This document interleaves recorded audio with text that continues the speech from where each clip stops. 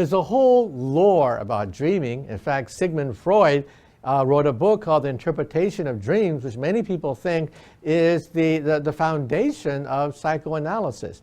Well, scientists now have looked at Freudian psychology and the brain using all these modern techniques.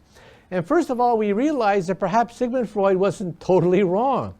There are many textbooks which simply dismiss Freudian psychology, calling it nuts. That is nothing but the sexual fantasies of a repressed Venetian scientist of the last century. But now we realize there's more to it. First of all, the unconscious mind. We can actually see the brain in motion. And we realize that much of the activity is totally unconscious, just like what Freud predicted. And Freud also said there is the ego, the id, and the superego, that we are in a constant battle with our desires and our conscious.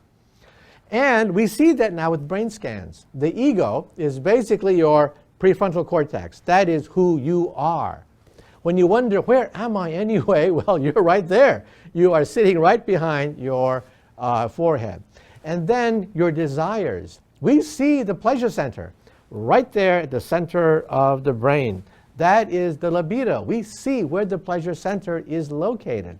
And then your conscience is right behind your eyes. The orbital frontal cortex, right behind your eyes, is where your conscious is. And so we actually see that in motion. If you were to see a chocolate cake, you would see these three parts of the brain going zippity back and forth like a ping pong ball, because you're constantly debating the pleasure of eating a chocolate cake versus how fat you're going to become and all the sugar and the calories that you don't really need. So we see the beginnings of Freudian psychology coming out of brain scans. And now, dreams. Freud had a whole collection of interpretation of dreams. Scientists have looked at and said, nonsense. Now we understand the physiology of the dreaming process. And we realize that it comes at the back of the brain, a very primitive part of the brain, and that certain parts of the brain are shut off when you dream. First of all, your prefrontal cortex is basically shut off. It's quiet. Your orbital frontal cortex, that is your conscience, is also shut off. But that part of the brain is your fact checker.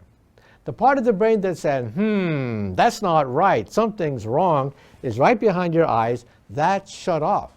What is active when you dream is your amygdala. And what does your amygdala govern? Fear and emotions. And so right then you know that when you dream, the active part of the brain is not the fact checker, not the rational brain, it's the emotional brain, the fearful brain that is active when you dream. And then there's some superstition called lucid dreaming, where you can actually control the direction of the dream. Well, that superstition last year became science fact.